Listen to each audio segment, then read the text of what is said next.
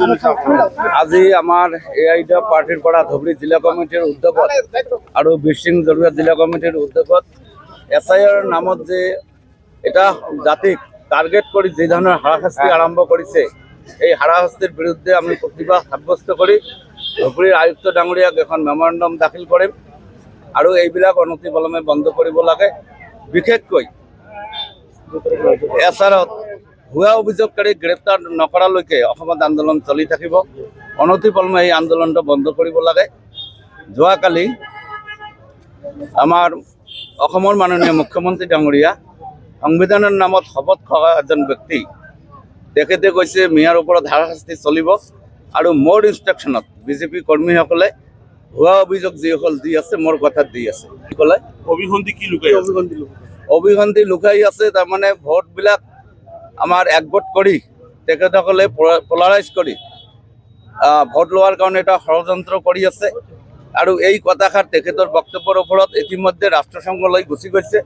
ৰাষ্ট্ৰসংঘৰ পৰা ভাৰত চৰকাৰক এখন ৰিপ্লাই দিছে। এই ৰিপ্লাই ছেটিছফেক্টৰী নহয় বুলি আকৌ ৰাষ্ট্ৰসংঘৰ ফালৰ পৰা আৰু এখন জাননী প্ৰেৰণ কৰিছে ভাৰত চৰকাৰলৈ।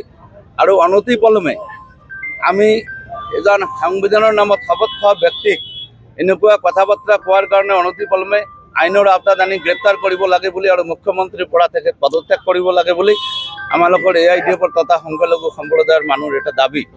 আৰু এই দাবীটো আইনীভাৱে যাতে হয়, ইলেকশ্যন কমিশ্যনাৰকো ইয়াত পুতলা হিচাপে আছে। ইলেকশ্যন কমিশ্যনাৰ নিশ্চয় চাইছে মুখ্যমন্ত্ৰী ডাঙৰীয়াৰ বক্তব্য। এই বক্তব্যত তেখেতে ইলেকশ্যন কমিশ্যনাৰকো নস্যাৎ কৰা বুলি দেখা গৈছে যে ইলেকশ্যন কমিশ্যনাৰে ইয়াত কোনো ধৰণৰ ভূমিকা নাই।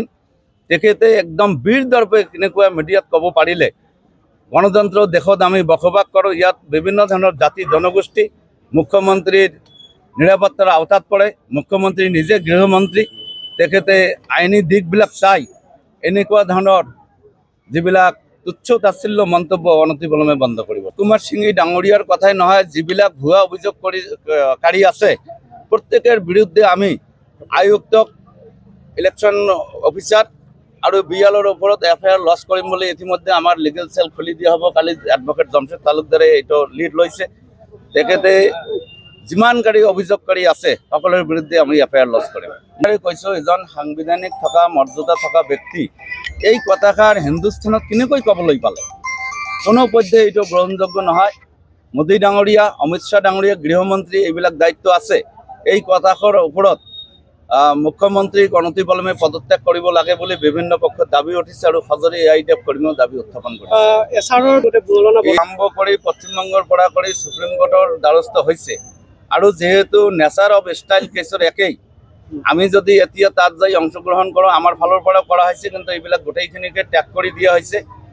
আৰু আমাৰ অসমত দেখা দেখি যিবিলাক মানুহ ফৰ্ম নম্বৰ 7 হতুৱাই ভোটাৰ লিষ্টৰ পৰা নাম বানচাল কৰাৰ যি ষড়যন্ত্ৰ চলি আছে, ইতিমধ্যে ধুবুৰীতো দিছে, ধুবুৰী জিলাৰ বিভিন্ন প্ৰান্তত বিভিন্ন সমষ্টিত দিছে। আৰু এইবিলাক হাৰাশাস্তিৰ নামত, হিয়াৰিঙৰ নামত যি ধৰণৰ হাৰাশাস্তি চলি আছে, কালি বিলেখীপাৰাত এটা অপ্ৰীতিকৰ ঘটনা হৈছে। চাৰ্কল অফিচাৰজন পাব্লিকত এজন মহিলা মানুহ শাৰীৰিকভাৱে আক্ৰমণ কৰাত তেখেতসকলে পদ অৱৰোধ কৰিছিল। এতিয়া FIR লজ কৰি আমাৰ নিৰীহ পাব্লিকৰ ওপৰত যি অত্যাচাৰ কৰিছে, এই অত্যাচাৰবিলাক অনতিপলমে মাননীয় মুখ্যমন্ত্ৰী ডাঙৰীয়া বন্ধ কৰিব লাগে। সুখবৰ, সুখবৰ ধুবুৰীবাসীৰ বাবে সুখবৰ। এতিয়াৰে পৰা আপোনাৰ লাগতিয়াল ঔষধসমূহ ঘৰতে উপলব্ধ হ'ব। এতিয়াৰে পৰা আপোনাৰ ঘৰলৈ মুহূৰ্ততে উপলব্ধ হ'ব প্ৰতিদিনে ব্যৱহাৰ হোৱা ঔষধসমূহ। ধুবুৰী এপেক্স মেডিকোছে আনিছে এই সুবিধা। এতিয়া হোম ডেলিভাৰীৰ জৰিয়তে 10% ৰেহাইৰ জৰিয়তে লাভ কৰিব ঔষধ।